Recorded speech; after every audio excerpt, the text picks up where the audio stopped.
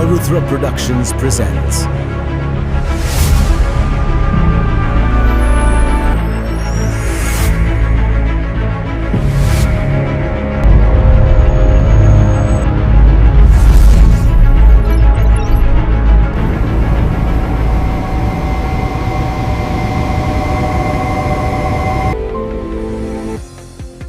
March 2050 ஜெர்மனியின் துடிக்கும் இதயமான பெர்லினிலிருந்து ஆரம்பமாகிறது ஒரு மாபெரும் பயணம்.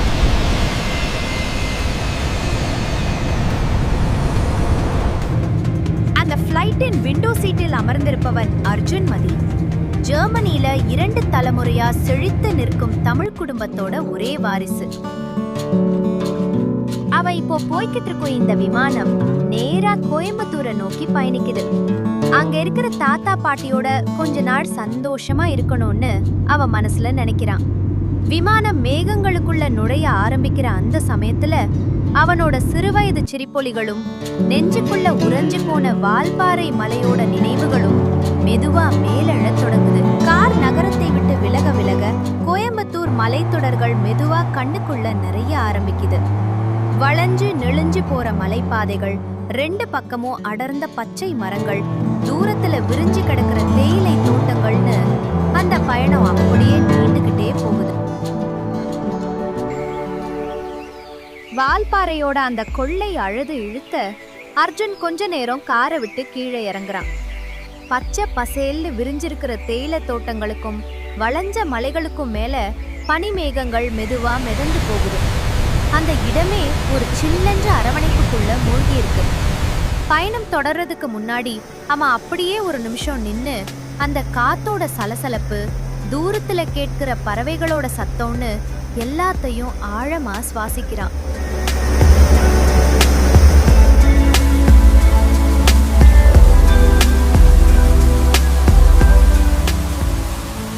ஒரு வழியா அர்ஜுன் வீட்டை வந்து சேர்ந்துட்டான்.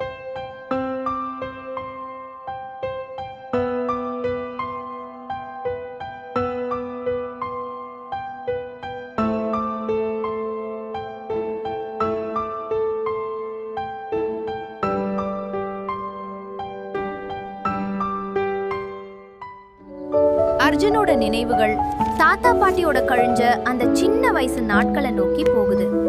அவங்கள நினைக்கும் போதெல்லாம் கூடவே இன்னொரு முகமும் எப்பவும் வந்து நிற்கும், சுபத்ரா. சின்ன வயசுல இருந்தே இவங்க 2 பேருக்கும் ஒருத்தர் நல்லா தெரியும். 10 வயசு வரைக்கும் அர்ஜுன் இங்க அவனோட தாத்தா பாட்டி அரவணைப்புல தான் வளர்ந்தான். அதுக்கப்புறம் தான் அப்பா அம்மா கூட ஜெர்மனிக்கு போயிட்டான்.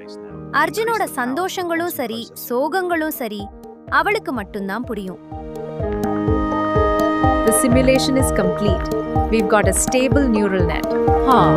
Excellent work. This is a significant breakthrough. Hello Arjun, but Hi Subhadra, how are you doing? I am doing good. How about you? அர்ஜுனும் சுபத்ராவும் போன்ல பேச ஆரம்பிச்சா நேரம் போறதே தெரியாத அளவுக்கு மணிக்கணக்கா பேசுவாங்க.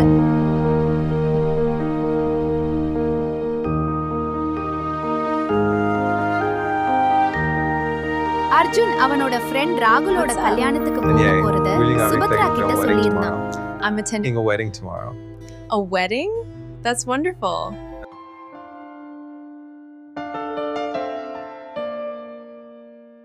அர்ஜுன் கார் எடுத்துக்கிட்டு ஃப்ரெண்ட் ராகுலோட கல்யாணத்துக்காக வீட்டை விட்டு கிளம்புறான்.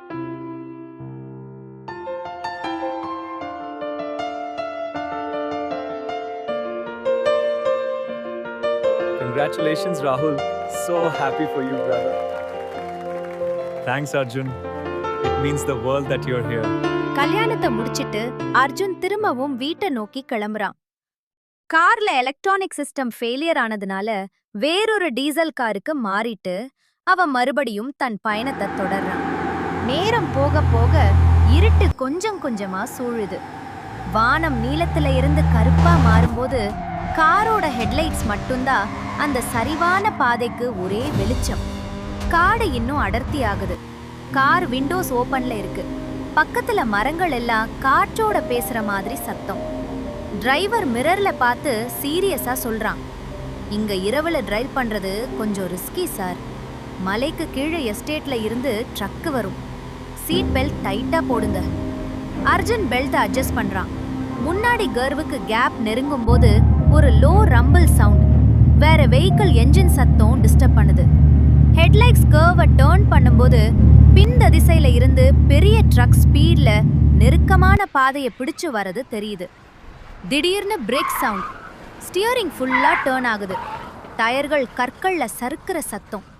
ட்ரக்கும் காரும் லைட்ஸ் ஒன்னோட ஒன்று எல்லாம் ஒரு செகண்ட். அந்த இரவு மலை ரோட்ல நடந்த விபத்து யாருக்கும் தெரியாம போச்சு. ஆனா அந்த மௌனத்துக்குள்ள அர்ஜுனோட மூச்சு இன்னும் ஓடிக்கிட்டே இருக்கு.